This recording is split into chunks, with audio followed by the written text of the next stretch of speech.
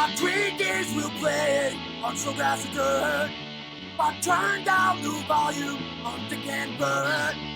Fuck Dick and Bird! Fuck Dick and Bird! St. Paul admitting the law and life, and hitting rock bottom, drugs in the ex-wife. Fuck Dick and Bird! Fuck Dick and Bird! Fuck Dick and Bird! Fuck Dick and Bird! Fuck shit. Hello and welcome to this thing we call Minnesota Foul Play-by-Play. I'm your host, Anthony Variano, and I'm joined today by a special co-host and friend of the show, Mr. Ruskin Howard. Ruskin, how's your bod? Hey, I'm good, man. Thanks for having me on. Absolutely. Usually we don't have anybody on this show that's seen AEW Dynamite.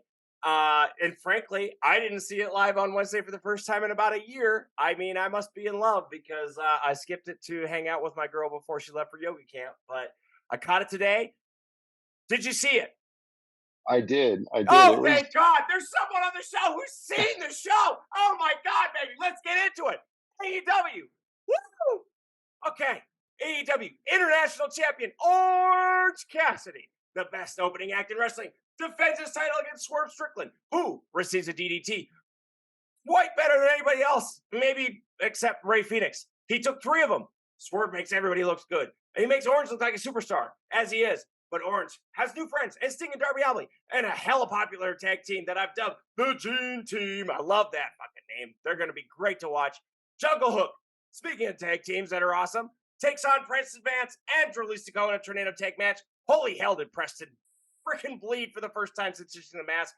It looks good on him. I'm glad he ditched the mask. These no DQ matches make the shows. I mean, I saw one in Vegas that put on by Game Changer Wrestling reinvigorated my love of wrestling a day after maybe the worst attended AEW Dynamite taping ever. I saw the fucking cutest in the world, Maki Itoh, and 18-year-old phenom Billy Starks, and Zack Sabre Jr., and Commander, and Vikingo for $43 and a $17 beer. They were doing aerials off top ropes under concrete with no padding. Speaking of collisions, AEW Collision debuts on TNT June 17th with a main event just announced on Wednesday of FTR and CM Punk versus Juice Robinson, Jay White, and Ring of Honor television champion Samoa Joe.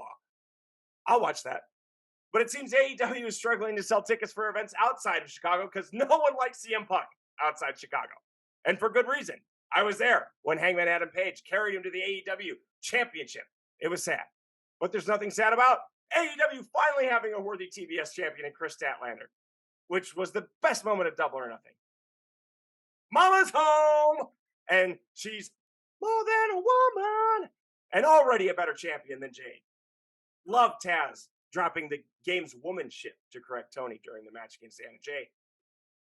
And in the main event, Ricky gets screwed out of his endless feud with Jay White and Juice Robinson.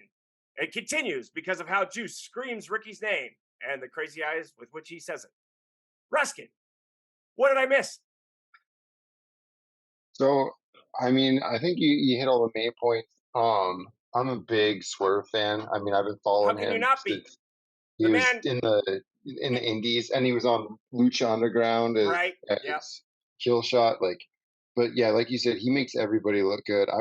I mean, disappointed that he didn't win, but I knew he wouldn't get the title on a non-pay-per-view. But I mean, Orange is something else. Nobody opens a show like Orange, but you know what? Nobody really executes every move well. And actually, not only just receiving DDTs, but delivering kicks. His strikes are off the chart. Sound effects are fantastic. The man is a top-notch wrestler. And speaking of Swerve Strickland, you're right about that. Yeah, he sells. Blackpool Combat Club, man, I was getting tired of Mox, but putting him with Danielson and Claudio, and now Wheeler. Yuta. Wheeler getting in there, like love him. hey, Goddamn, the seatbelt is my favorite fucking move in all of wrestling besides maybe the mousetrap. Oh, love it. Yeah, like that's such a winning combo. That's gonna be a really good trios match. With the elite Oh next yeah. week. That's gonna be a tear down the house type of Yeah. show or type of match, I should That's a say. pay-per-view match. Oh yeah, yeah, we're getting a treat, free TV. Yeah. I guess MJF and Adam Cole. I mean, MJF, one of the best mic workers we've seen since Attitude Era WWF, and Was he drunk? He stumbled over his words for the first time like ever, and he did it multiple times during that promo. yeah, I don't know. Like some of it was kind of off. I noticed that, but I was like, I think he was just doing it on purpose. Is he that good? Like I've always said, like he says, no one respects you. That's what Adam Cole said in the promo. I was like, dude, I mm, respect him. I think he might be the best heel of all time already. oh yeah, Yeah, and yeah. I mean, and just some of the things he was touching on with you in that promo, he was cutting like just bringing up what Adam Cole has done at all the companies he's been in, right. and then just kind of touching on he keeps bringing in the WWE stuff. So Yeah. he's just feeding that fire of him jumping ship, and I think that's genius. I The mean, bidding it's war of great marketing 2024, baby. He's not for he's not real. gonna last very long. Well, and I mean, with all these crossovers and stuff, like it means money. And I mean, I know AEW, WWE is that's years apart, but I mean, these people want to make money, Well, and speaking of crossovers, the Forbidden Door is coming up on June 25th, which I yes, think is sir, the best pay per view that AEW puts on. Bringing New absolutely. Japan Pro Wrestling and AEW together. I mean, these are dream matches we're talking about. One of which is Bryan Danielson and Okada. I mean, we've been waiting for this most of our lives. If anybody, I mean, and there are tickets still available somehow at Scotiabank Arena in Toronto, Ontario, Canada. You can get them at AEWTix.com. But yeah, I'll never not buy that pay per view. I almost like didn't buy the first one and was blown away by how good that first pay per view was. So I'm glad they continued doing that. Well, and then you got the other one, the other match that they've announced so far, Kenny Omega and Will Ospreay. I mean, Oh my the god! two matches that are announced are both match of the year candidates Right? easily. Yep. Like last time they faced off for the U.S. title, I mean, that was a hell of a match. I I almost mean, bought it. Like I almost bought it, and I wish I would have.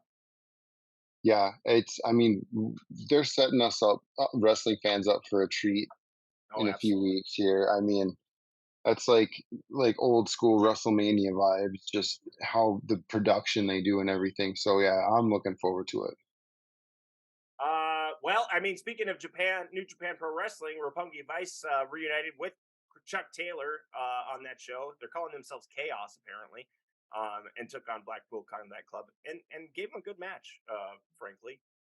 But just Blackpool's just too mean and too clean. And Bryan Danielson's play-by-play is hilarious. I mean, elbow, elbow, elbow. That's basically he just repeats what exactly Wheeler Yuta's doing to someone's neck. Yes.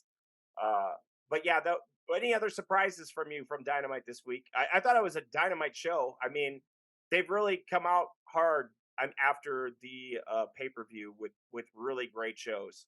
And I think Chris Statlander really contributes to that. I mean, having a TBS champion who actually wrestles. That was my problem with Jade for the longest time is like she went 60-0 and I don't think I ever saw her come off the top rope.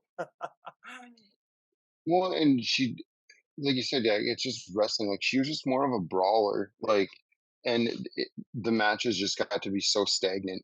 She Um, didn't wrestle anybody. no, and I'm a big Statlander fan. I was stoked when she got signed, like when she debuted and everything.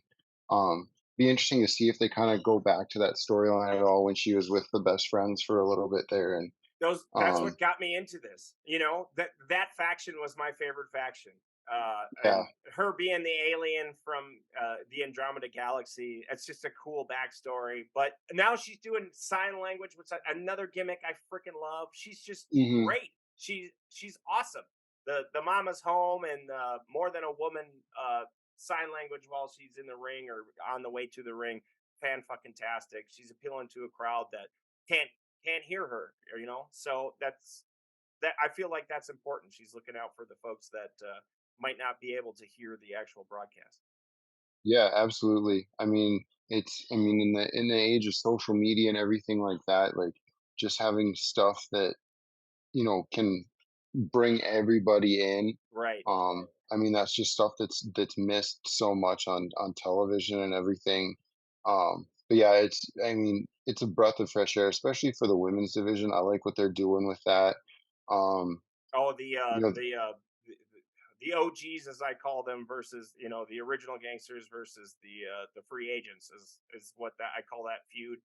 Um, mm, and I think they just got a couple of really great. They've got three really great heels in Ruby Soho and Soraya and Tony Storm. Tony Storm. Tony Storm. Actually, I never really saw that happening, but she turned into a pretty damn good heel, and she's now champ of the world.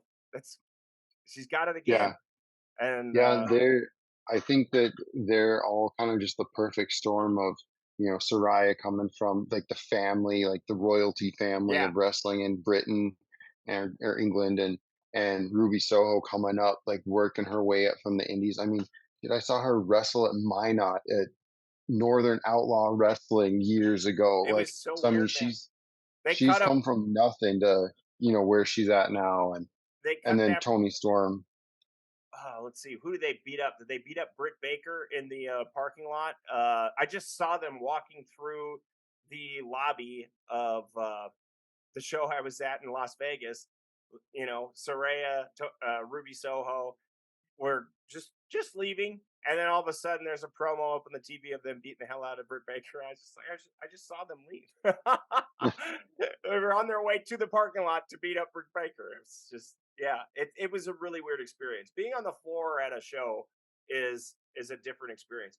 And I'll say this. Okay, so the GCW show was a better show.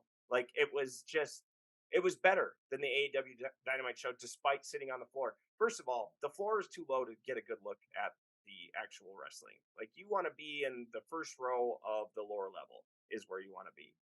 Hmm. Typically on the opposite side of the cameras. So it's usually the right hand side of the stage if you're looking up the stage. And I had a great time, of course. Like I got to see Orange Cassidy, and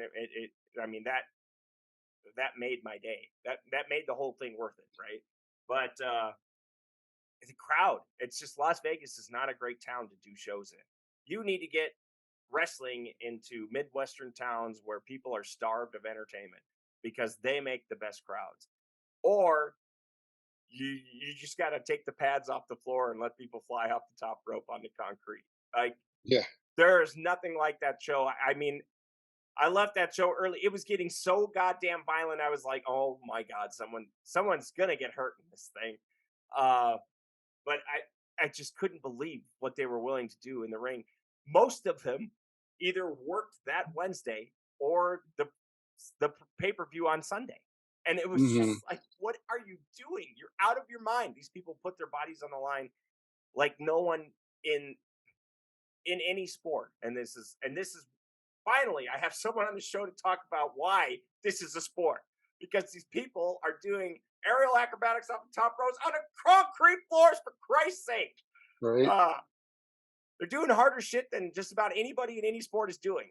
Hitting a baseball is hard, sure, but your life isn't on the line generally.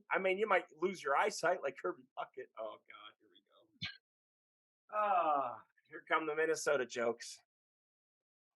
But yeah, DFS is. I've been doing DFS for a few years now. Um, the best lineup I ever had, I took second out of 56,000. Only got $2,000 out of it because it was only $1 entry.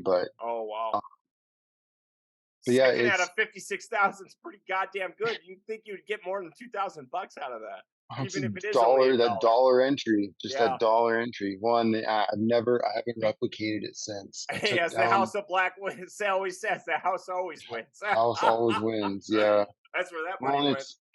that was before it was DFS was getting big, and now you got all these pros, quote unquote pros out there giving advice and stuff. And the thing is they're not really. It's all math. It's all Oh numbers. yeah, Like you see what they do, and they just go in these contests that have 150 max entries, and they just make 150 different lineups, and like you're bound. The odds say you're bound to hit when you have 150 entries out of right. 5,000 or 20,000 or whatever.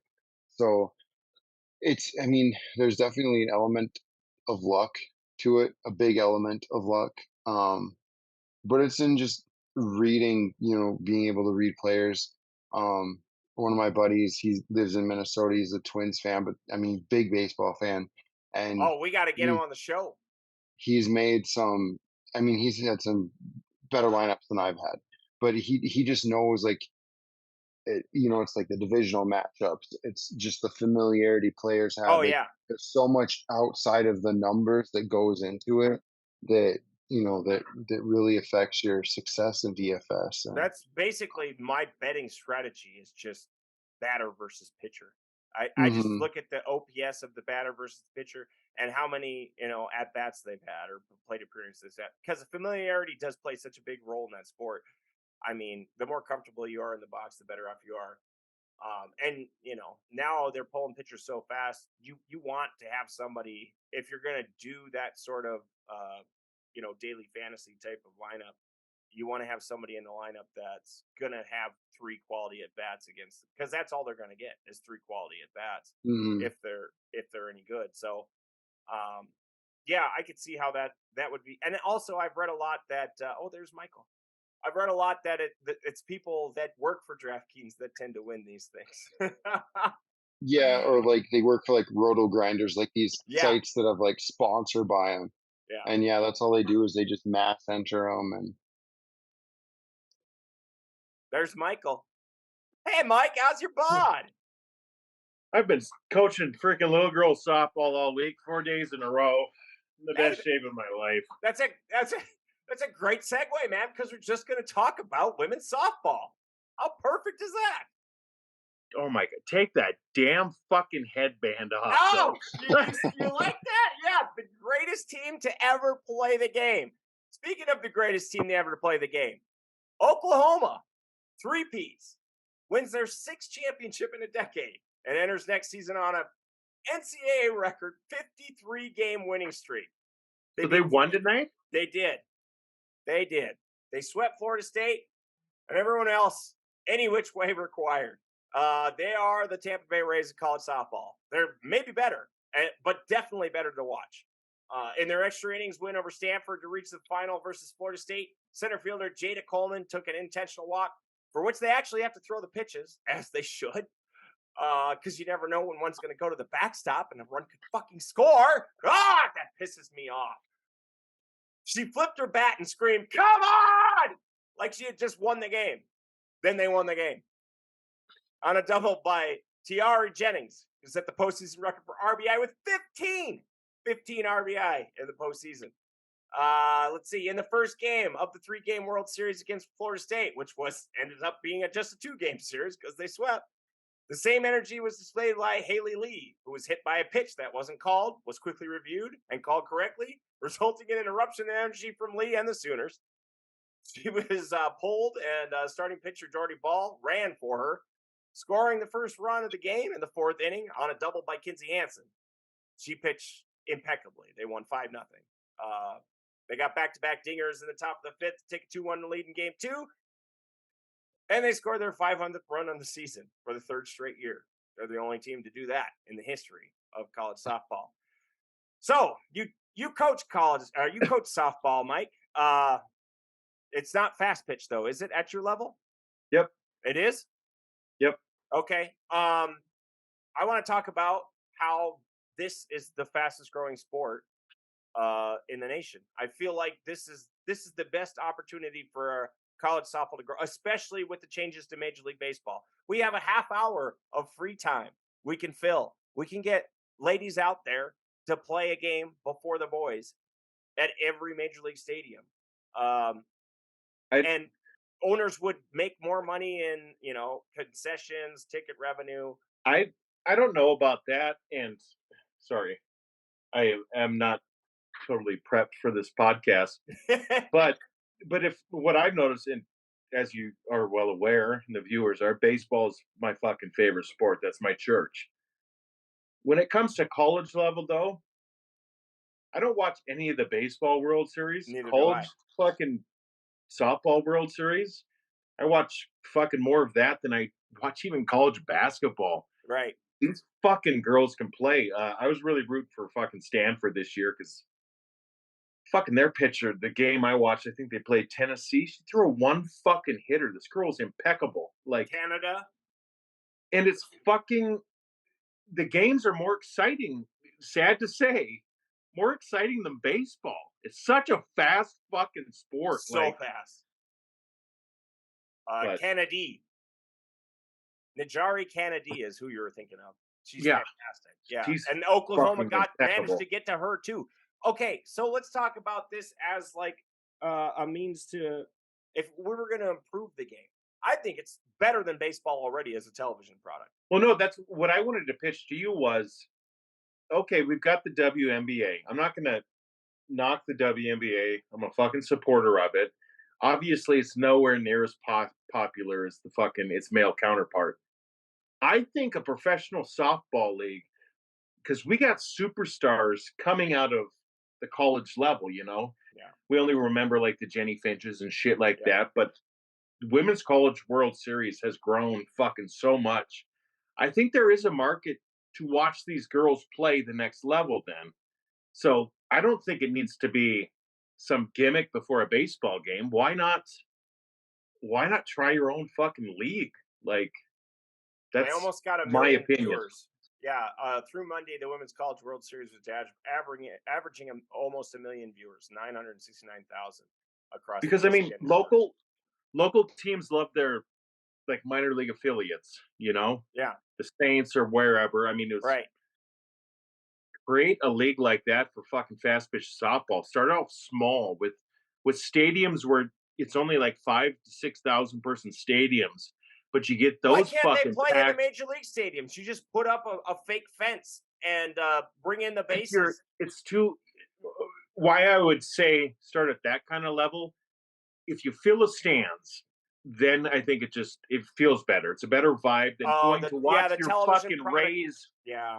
In an empty fucking stadium, even though they're the best team in baseball. Well, I'll compare it to the Premier Hockey Federation Championship that was played in, I think, Tempe, Arizona at the Sun Devil Stadium, where the Coyotes have been playing their games. No, but they didn't even fill the lower bowl for that game. But it was a neutral site for both teams, so of course they didn't fill the bowl. Like what I would envision would be like a quasi like minor league almost feel, but like you could have towns like fucking Billings. I would fucking travel to Billings to watch a pro softball team. Yeah. And you grow a diehard fan base like a lot of minor league clubs have, or you've even got independent baseball like I fucking love the Portland Pickles. Like it's just a more fun kind of fucking game than a lot of the rigid, boring fucking professional shit, but that's my 2 cents on that. I think it is something that could grow, though. It's like the Northwoods. Like we got a Northwoods team here in Bismarck, and they got the new one in Minot. Like the communities and stuff. Like they get so into it. Like this is Mandan's fucking independent baseball team that plays against the Larks. Like, I fucking love small ball. Like. Yeah. So I mean, like, you endear yourself to the community, and it's just gonna take off. I mean, and then we got like the Bobcats here. Like they do all these. The minor league stuff is just geared more towards fans. Like, they have to make money. The entertainment value is superior, especially between the ends. Absolutely. Yeah. Are there any changes we would make? I fear for the life of those fucking pitchers. They are far too close to the fucking plate. I would like to move the pitching rubber back a little bit, because that cage they wear, and they don't all wear them. Like, it's not required in college softball. Apparently, that is not going to save you from a life-altering concussion. No, I understand that, but that's why it's a faster game, though. These girls, these girls that I watch, that I coach, like high school softball, they play in the same fucking field from the time they're little to the time they're in college. Oh my god. This field doesn't expand. Like the diamond is still the same fucking size. Crazy. It's insane. That's crazy. Like it's they not double like in we were size, kids, and like, yet they don't go any further down the line to get to first base. And that's nuts. crazy. Like thinking, like from moving from A League to like Babe Ruth, right? Like, your field gets bigger, the bases get longer, the diamond is bigger. Yeah, this is the same field, but that's. I don't know if you want to change that because that's what I think. Part of the charm. I don't think it's part of the charm. I think it's what makes these girls fucking superstars. Yeah, I can't imagine these girls who can fucking third baseman in college softball, who can take a one hopper and stop it and fucking throw somebody out. They're better than third baseman in the bigs. No, these girls are fucking and they can really bunt. good. They can bunt on dirt, no grass to slow the ball down. No, it's. I don't know if I would want to change the game because I think their game is fucking really fun to watch. I think at the highest levels, it's still too hard to hit. The pitchers are too dominant, just like it is in Major League Baseball. I would move the mound back maybe 6 inches. That's it. And then move all the bases back to make sure it's a, pure diamond. Well, you're going to have to extend the outfield then, though, because if you're going to let the pitchers hit better, I mean, because I would assume they'd still be using aluminum bats. I mean, when you see dingers in college softball, it's their outfield. I don't think you can make a wood bat that long that would actually be structurally sound for softball. I mean, they would just bust bats like crazy because they hit the ball off the inside, off the towards the handle a lot, and that would just shatter so many bats. I just don't think that would be an option.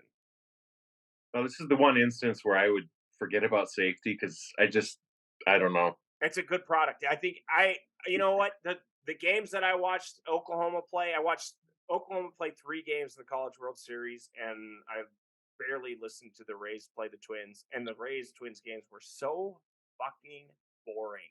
I mean, well, unless you like to hear, that's another Twin strikeout.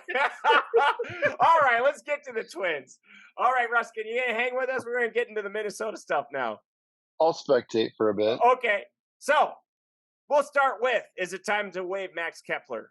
Mike, you're the expert. Trevor Larnach, Matt Wallner, crushing the ball.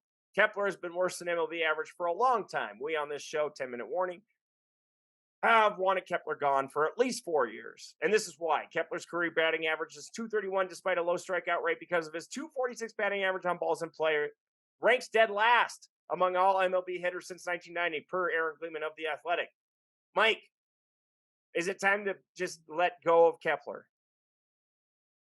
Well, this is, I don't know if you guys talked about the Vikings yet, though. This is like a Dalvin Cook situation where I'm like, what are we going to get for him now at this point? Nothing.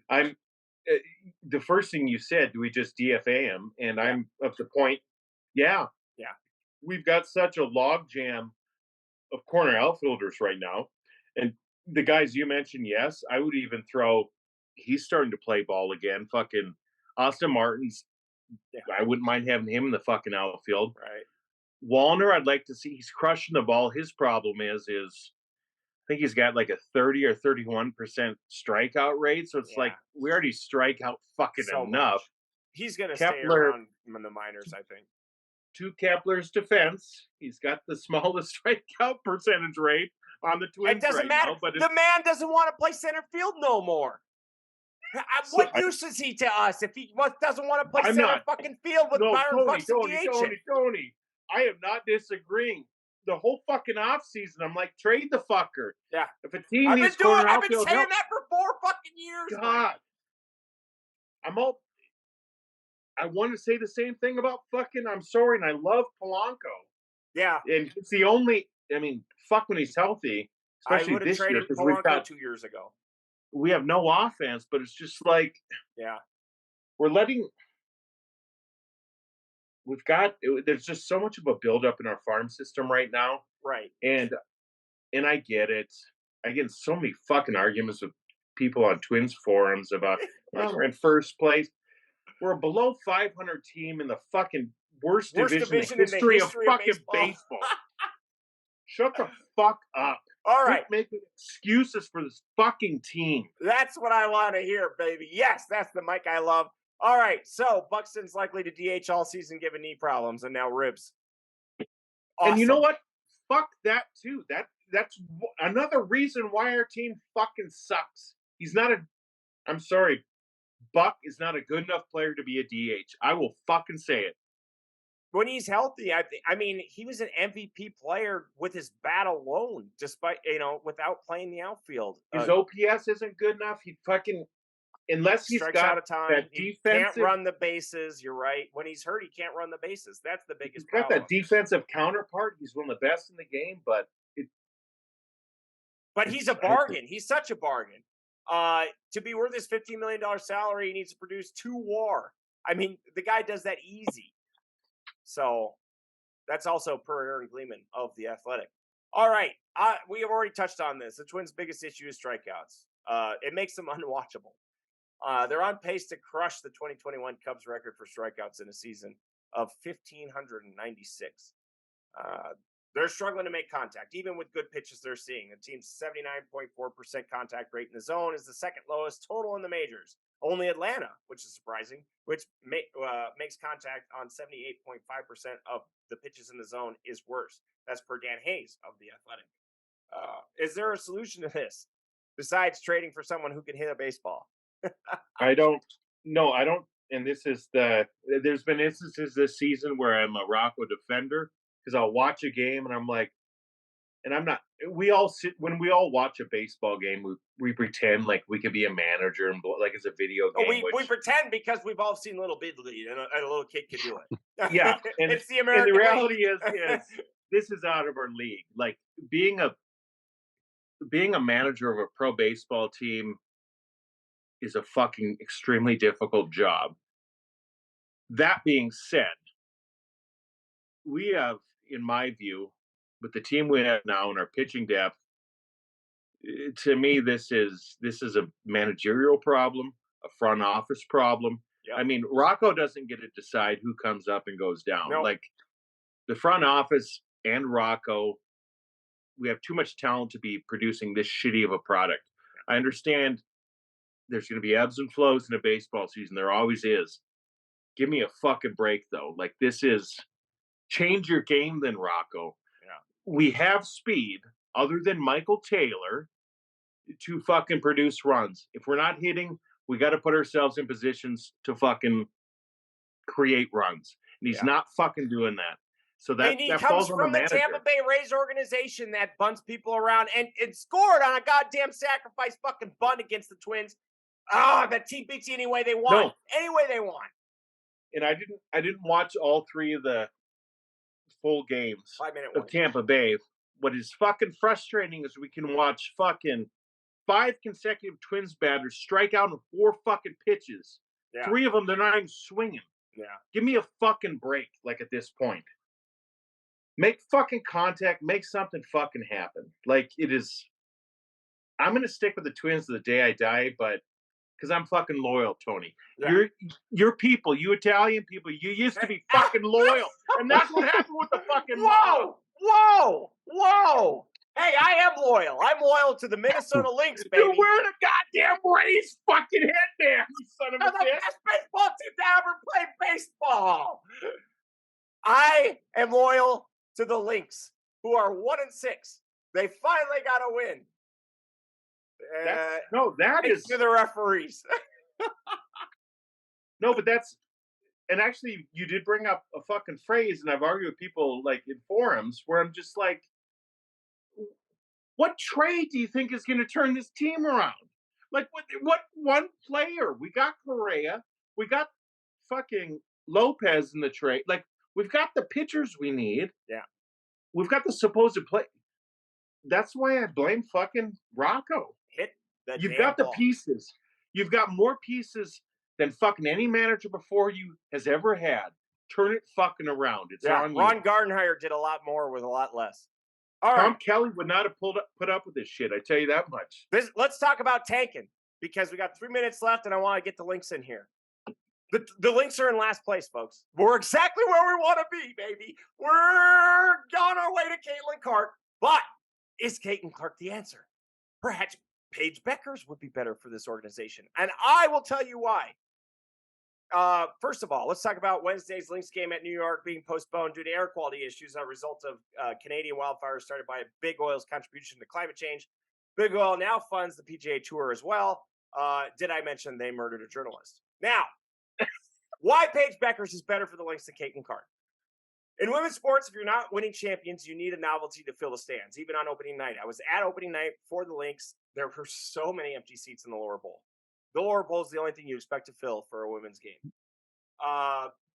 Bueckers went to Hopkins High. She's from around here, and she'll pack the lower bowl on most nights with family, friends, and those who watch her in high school, even when the team isn't winning. They can be bad, and they will still provide an electric environment that'll be great to see live and a great television product. Clark is from West Des Moines. Not close. It's a 4-hour drive from downtown Minneapolis. She's obviously a bona fide superstar. That'll fill the stands at first. But if the team doesn't win championships, that stardom's got to fade because she's not going to have that local, following behind her to show up on a regular basis. Do you agree, disagree? What are your thoughts?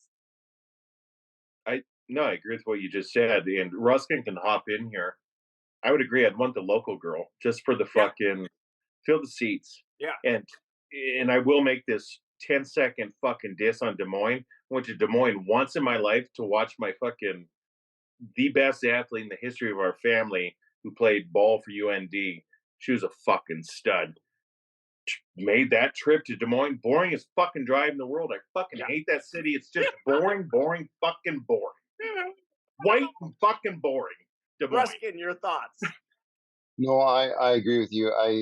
I think, especially like you said, when it's something where you're really trying to appeal to the fan base and stuff, and you want that rallying point. I mean, I seem to pick like some of the worst. I mean, I'm a Rockies fan. I'm wearing an A's hat. Like, I'm all about tanking to try to get something to rally the fans. I mean, I picked the teams teams with the the Las worst. Vegas hat next year or 2 Well, years no, from I now. won't. But no, yeah, I mean, I don't know much about like the Lynx ownership and stuff, but I think that just from my friends in Minnesota, like there's definitely a good fan base there. So I think having that just that rallying point, and I think Bueckers will be better than Clark for sure. All right. Well, we got to finish up the show. We're in the final minute. I'd like to thank Ruskin Howard, our guest host and friend of the podcast, for joining us and talking some AEW wrestling for me for a change. I'd like to thank Michael Haas for showing up after his softball game. And I'd like to thank you for listening to us. You can find us at Minnesota Foul Play-by-Play on YouTube, at Minnesota Foul Play-by-Play on TikTok, and wherever you get your podcasts, iTunes, Spotify, what have you.